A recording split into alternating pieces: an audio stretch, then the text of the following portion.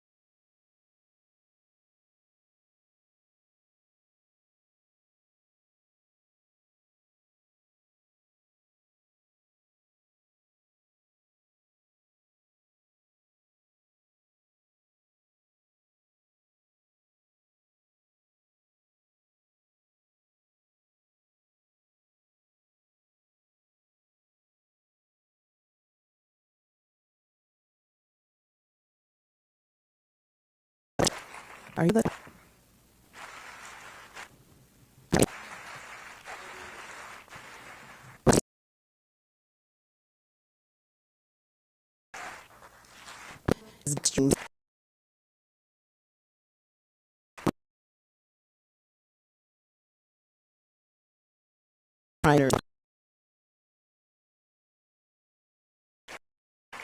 worth equipment?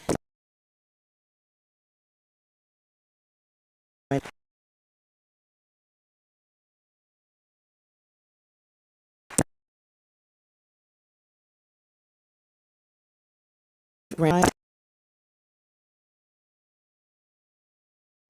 Yeah.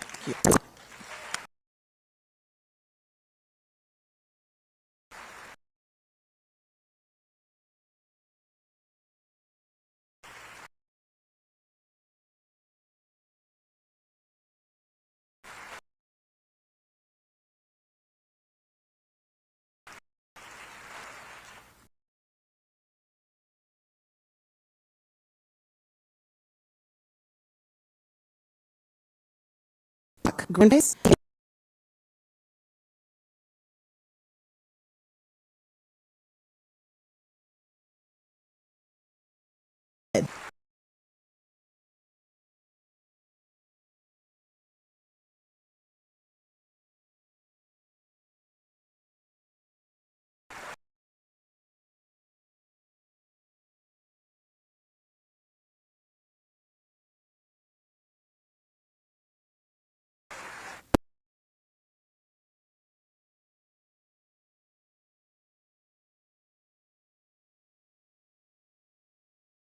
To swing they eat.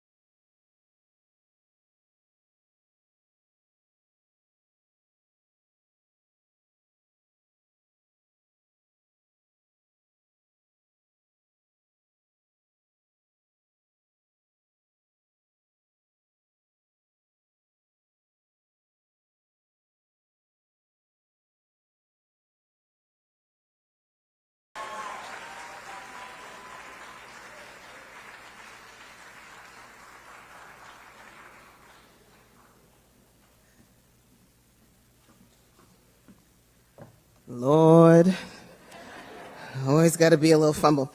So the festival would like to announce an additional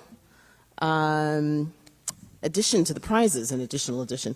This was just donated today by a wonderful friend of the festival, and I'm very pleased to announce that all of the 8 prize recipients will receive an additional cash prize of $1,000 from the AIDS Healthcare Foundation.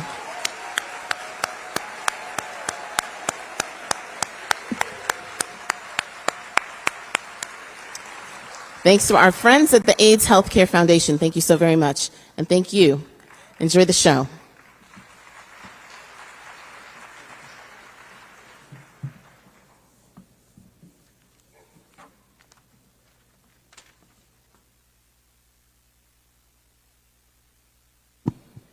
And now, please welcome the founder of the March on Washington Film Festival, Robert Rabin.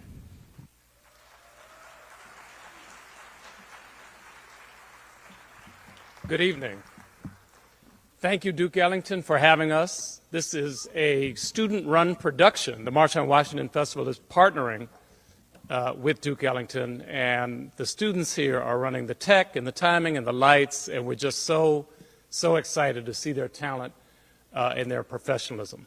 This is going to be an amazing evening of inspiration and scholarship and music, so we're all in for an incredible treat.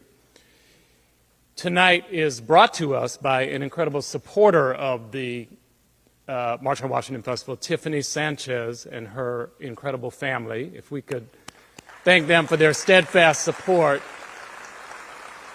Tiffany and family, if you'd like to stand, that would be great. We'd love to recognize you.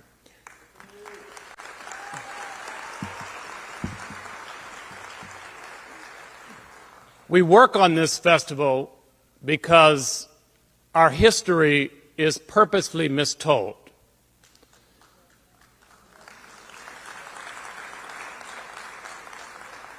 Through art and film and scholarship and student engagement, we do our part for 8 years physically in the DMV, and now online and physical all over the world. People can avail themselves of stories that tell our history more accurately. Narrative, documentary, art, dance, the use of textiles, whatever it is that people rely on to communicate. And our goal is to connect our past to our future and to ask everybody, and particularly the young people, what is your civil right? What do you want to focus on? One of the programs we are most proud of is called Imagining Equity. The superintendent of schools in Seattle approached us and said, what if we had a high school curriculum where students could learn social justice filmmaking? Apparently that doesn't exist anywhere in the country. Fast forward, we've raised about $300,000. You know where this is going. You know there's a QR code on your fan. Those of you, is anyone here from Mount Enon tonight? Yes, well, we're going to press down and shake together and do that thing that the pastor tells us to do, but just in a minute. We raised about $300,000 and worked with USC, University of Southern California School of Film, UCLA School of Education, and they designed the nation's first high school curriculum for social justice filmmaking in Los Angeles School. How many Darnella Frasers? How many stories could connect if young people knew that there's an audience for them, and there is an audience for them? So we are in our first year in Los Angeles, 200 students. We are doing our best to make sure that Prince George's County and D.C. are the second and third jurisdictions that have this. But guess what, saints? We're going to invite you now and throughout the evening when you're inspired to use your phone and do the QR code and give what you can so that thousands of students around the nation can avail themselves of this curriculum and turn into the student and emerging filmmakers that you just saw and become the Sam Pollards and the Raoul Pecks and the Don Porters and the Lisa Cortezes who tell our history more accurately. God bless you all. Thank you for coming, and do enjoy the program.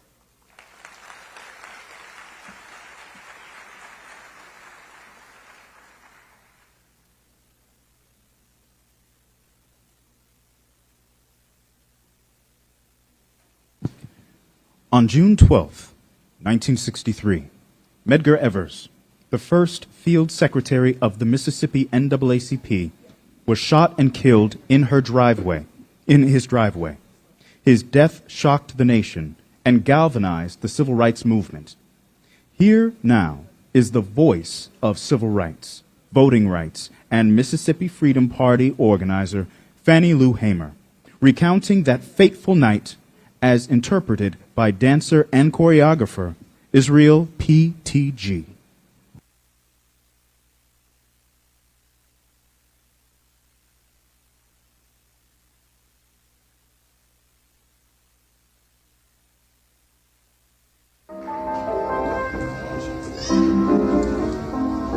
I remember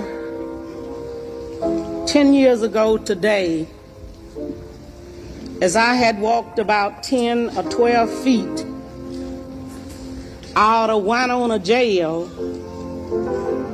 Reverend James Belvey informed me that Medgar Evers had been shot in the back. It was 6 of us that had gotten out of jail in Winona. Some of us wasn't able to sit down. But I keep saying, Burley, and keep asking God to hold my hand, Charlie Evers, because I know if he hold my hand, everything will be all right. Precious Lord, take my hand, lead me on,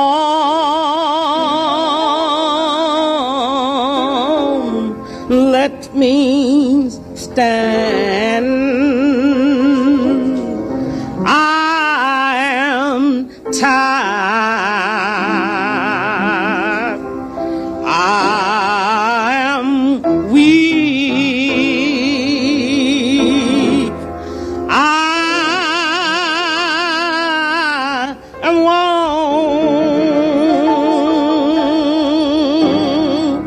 through the storm,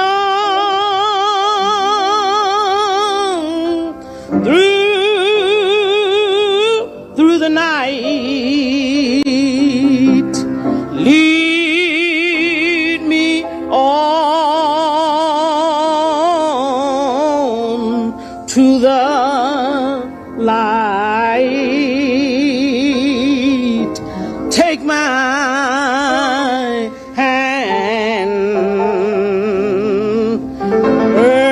precious Lord, lead me on when my way roaring dread.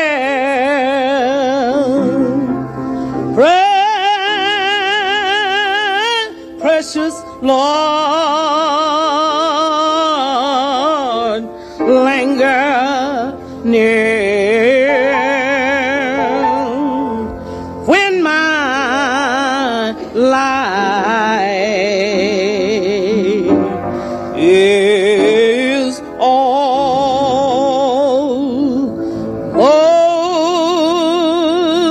gone. Hear my cry,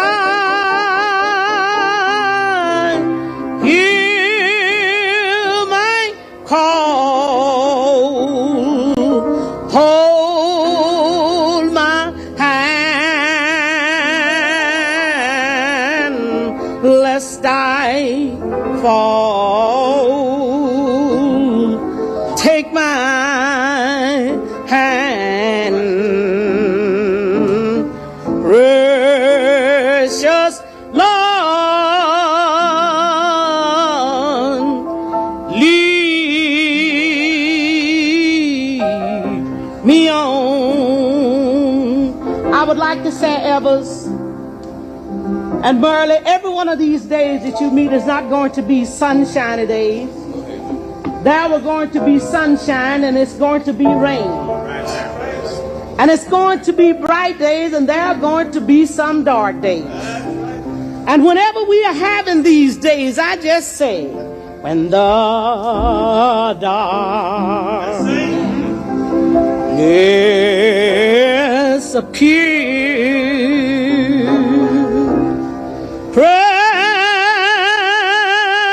Precious Lord, linger near. Oh, when my day is past and gone at the river, oh, here I stand, guide my feet, hold my hand, take my hand, precious Lord, and lead your child home.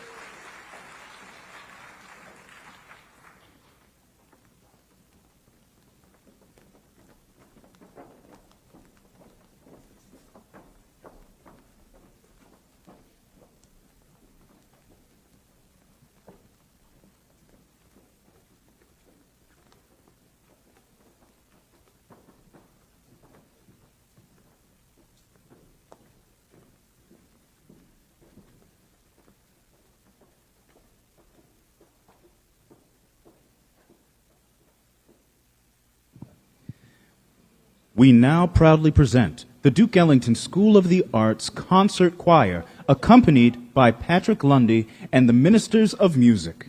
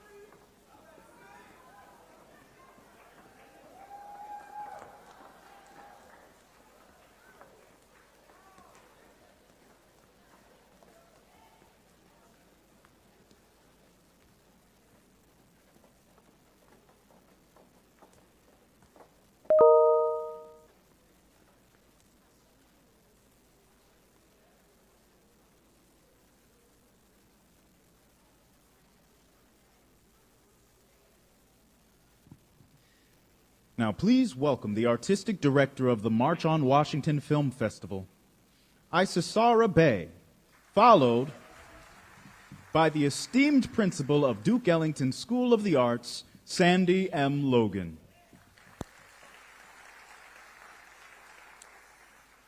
Giving praise to the source of all life and honor to the seven directions, north, south, east, west, above, below, and within.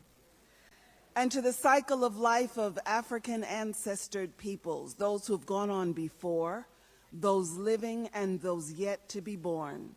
Because they were, we are. Because we are, they will be. It is my pleasure to welcome you to the Pulpits, Protest, and Power Live event of the March on Washington Film Festival. Tonight is the penultimate event of our festival, and it encapsulates this year's theme in the ways we love best, using scholarship and the visual and performing arts to lift up the powerful stories, icons, and foot soldiers of the civil rights movement and connect them to contemporary activism here and abroad. This is our festival's first multi-day collaboration with a school, and we could not have picked a better one than Ellington.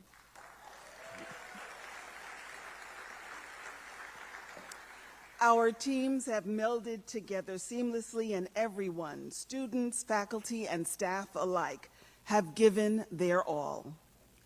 Between the screening of the documentary Going to Mars, the Nikki Giovanni Project, the 2-day virtual reality pop-up salon, and the students who are performing as well as serving as docents, production assistants, stage managers, tech, and ushers, along with our team of professionals, we have probably touched everyone in the school, and they have touched us. This is truly a special place. We also have a cadre of Sharp, Howard, and Morgan University students serving as festival volunteers this week. And we've held HU.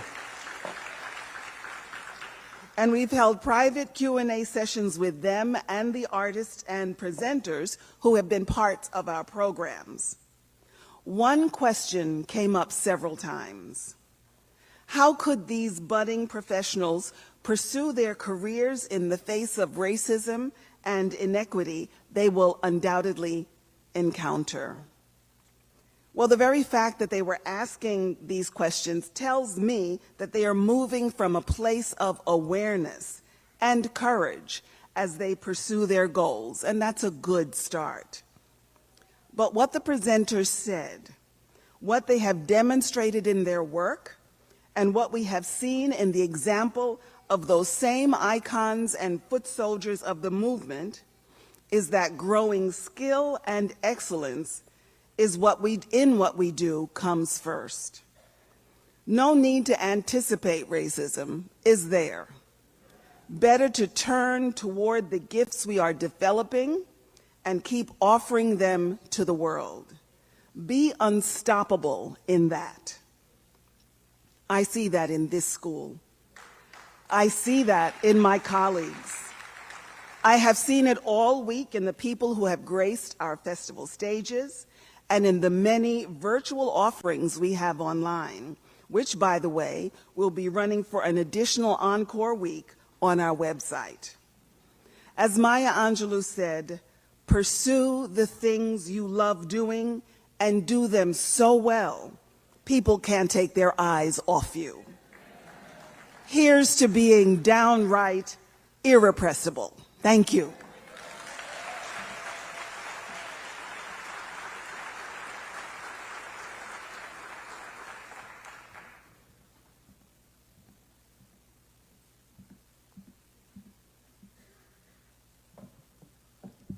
Good evening. Welcome to the March on Washington's Film Festival, right here at Duke Ellington School of the Arts. My name is Sandy Logan, and I have the privilege of serving this community as the principal. First, I would like to say a special thank you to Mrs. Isara Bay and her team for shepherding our students this week, for giving them creative opportunities through the virtual salons, covering documentaries and AI animation. But in addition to the creative process, Ms. Bay and her team support our young people through the technical pieces, through the operational pieces, even tonight allowing our young people to provide sound and lights. And so for that, we are grateful. Thank you. Now, the theme of this year's festival is Pulpit, Protest, and Power. The interesting intersection is right here at Duke Ellington. Our students, during their social studies curriculum, engages in an initiative called Arts as Activism. During the Civil Rights Movement, our young people learn about legislation, Brown versus the Board of Education, the leaders, John Lewis, MLK, but they also learn about the great artists that gave their time and talent. Mahalia Jackson, the Staple Singers, Nina Simone. Here at Ellington, we know that it is not a coincidence that they all got their start in the church. Pulpit to power. Here at Ellington, we know that making a joyful noise can and will penetrate the hearts and minds of the masses. Which is why we know and are grateful for tonight to connect with the larger community that understands that the character that fuels the art is critically important. That also understands that access for all students to the arts is critically important. And a space for voice of marginalized communities, because it's through our arts that we create a space at the table.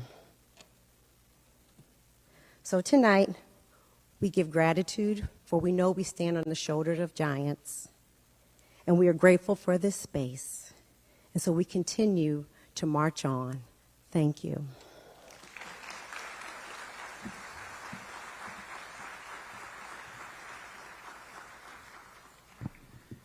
Many of the members of the civil rights movement of the mid-1950s to late 1960s were college students and young people.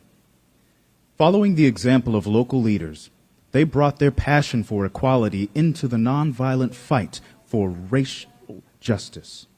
Dr. King, Ralph Abernathy, John Lewis, Jesse Jackson, Fred Shuttlesworth, C.T. Vivian, and many more were organizers who were also ordained ministers. Some later became elected officials. To tell us more about the beginning, let us bring to the stage the senior pastor of Mount Enon Baptist Church in Maryland, Reverend Delman Coates.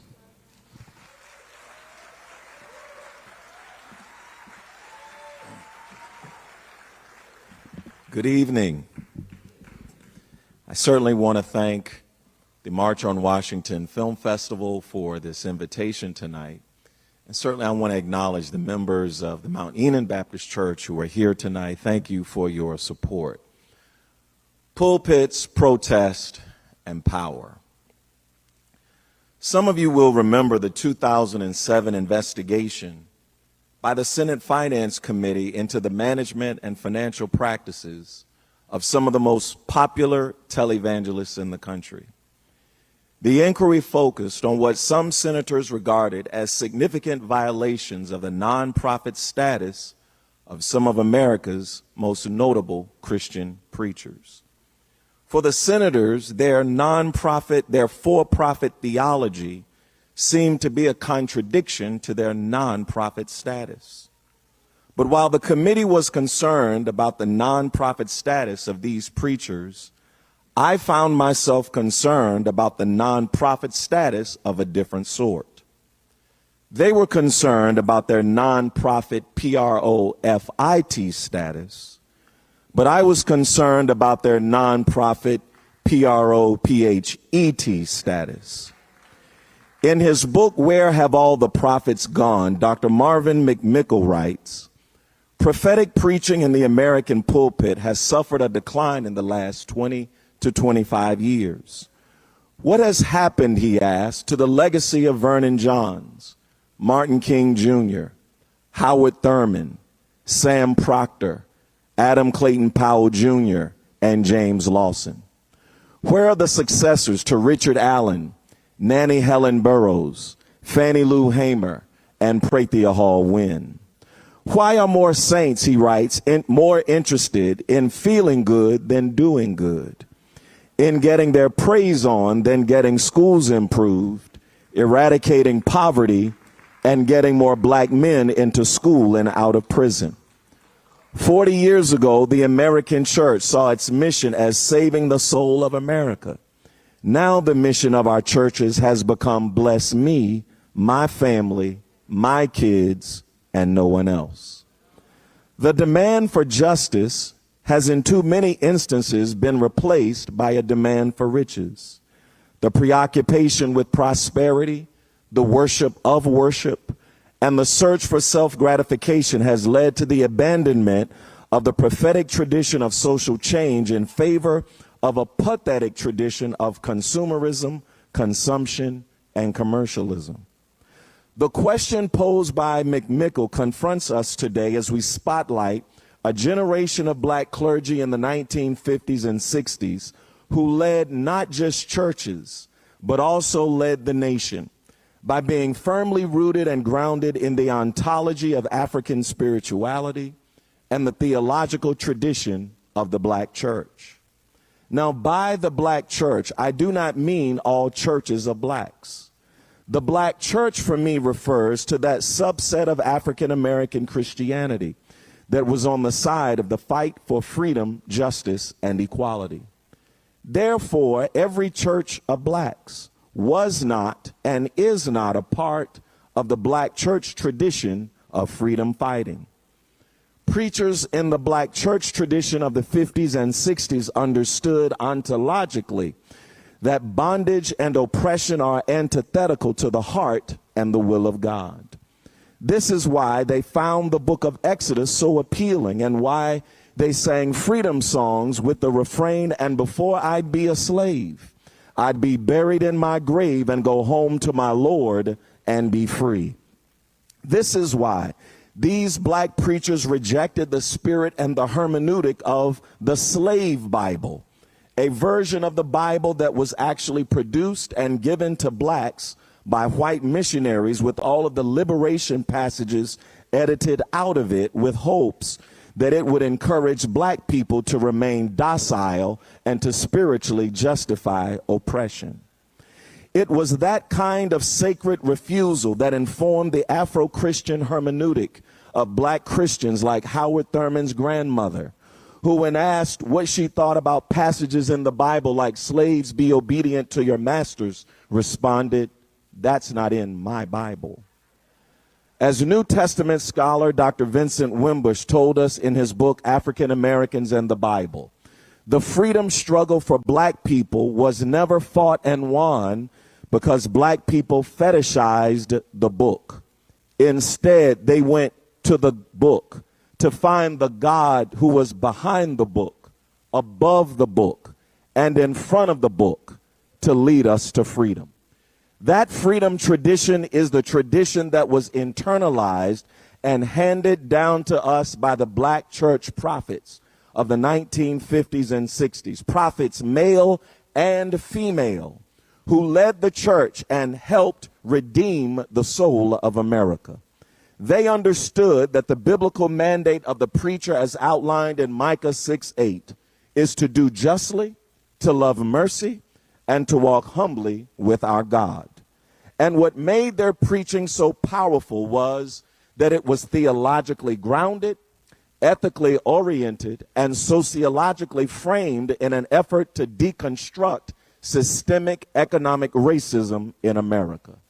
They were guided by the firm conviction that justice and the God of justice were on their side. Dr. King described this sense when he said that the moral arc of the universe is long, but it bends towards justice. That God is on the side of justice. That God is on the side of the oppressed. That God takes sides in time and in history. And that God sides with the marginalized, the maligned, and the oppressed inspired them to keep marching, to keep rallying, to keep insisting, and to keep going to jail until justice rolled down like waters and righteousness like an ever-flowing stream. Their vision of justice was one in which they fought for just policies, fair exchanges, and equal access. We see that advocacy in the freedom budget that A. Philip Randolph, Bayard Rustin, and Dr. King and the other clergy fought for in 1966. Their prophetic imagination was informed by the social gospel of the 19th and early 20th century Protestantism, the progressive economic populism of the mid-20th century, and an economic vision for the country that embraced the role of government in eliminating poverty and joblessness in America. Their economic vision was not the economic neoliberalism that has become popular since the 80s with Reagan, in the 90s with Clinton, and has become acceptable today, where the role of government is delegitimized, corporations are allowed to capture public supports for their own private purposes, and individuals are left to fend for themselves. We hear this economic vision for the country when we listen to Rustin's 10 demands of the March on Washington, read at the end of the march. When we hear Dr. King's prologue to the freedom budget that he wrote a few years later, it becomes clear that they were inspired by a vision of economic abundance rather than scarcity, sufficiency rather than austerity. That if we have money for war and bullets and bombs in the Vietnam War, then we also ought to have money for jobs and health care and housing right here at home. No, investigations into these preachers were not opened because of their private planes, their flashy clothes, and their lavish homes. They were investigated because they fought for the least of these, the Lord's children. I mean, think about it. Just a day after returning home from Norway in December 1964, after winning the Nobel Prize for Peace, Dr. King and others joined a picket line in Atlanta's Scripto Pen factory, where 700 workers were striking for better wages. They were just built differently than so many who occupy today's pulpits. In the speech to fellow clergy at New York's Riverside Church on April the 4th, 1967, King said, "We must undergo a radical revolution of values, a shift from a thing-oriented society to a person-oriented society." And that lets us that ought to help us to understand that we should not overly romanticize the public receptivity of preachers like King, Wyatt T. Walker, Prathia Hall, William Augustus Jones, Billy Kyles, Gardner Taylor, and others, by whites or by blacks. This same cadre of clergy that we celebrate tonight in this penultimate event, Pulpits, Protest, and Power, were ostracized in their own time. There were no annual banquets in their honor. There were no politicians and members of Congress holding annual breakfasts in support of their cause. Quite to the contrary, they were kicked out of the National Baptist Convention. The NAACP opposed their outspokenness against the war in Vietnam, and their movement was systematically brought down by the powers that be. So as I close, we thank the March on Washington Film Festival for inviting us here tonight to remember the great legacy of these great pulpiteers, prophets, and activists, because we are standing on their shoulders and we are walking through doors that they opened. They taught us something about the capacity to endure in the face of adversity. It is how we got over. It is how we have come this far. We found a way to look to the hills from whence cometh our help, realizing that our help comes from the Lord. It got us through slavery. It got us through Jim Crow. It got us through inflation in the 70s. It got us through Richard Nixon. It's got us through Reaganomics, and it will help us overcome 45. They teach us that adversity is not the time to abandon the faith.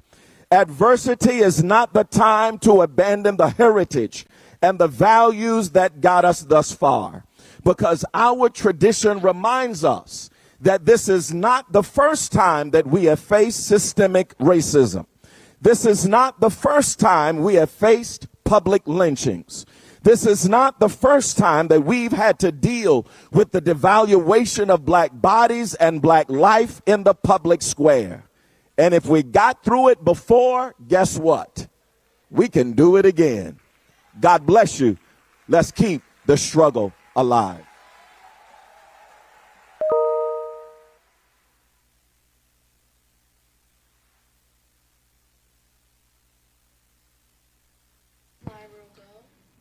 And now, performing a musical interlude, the Duke Ellington School of the Arts Concert Choir.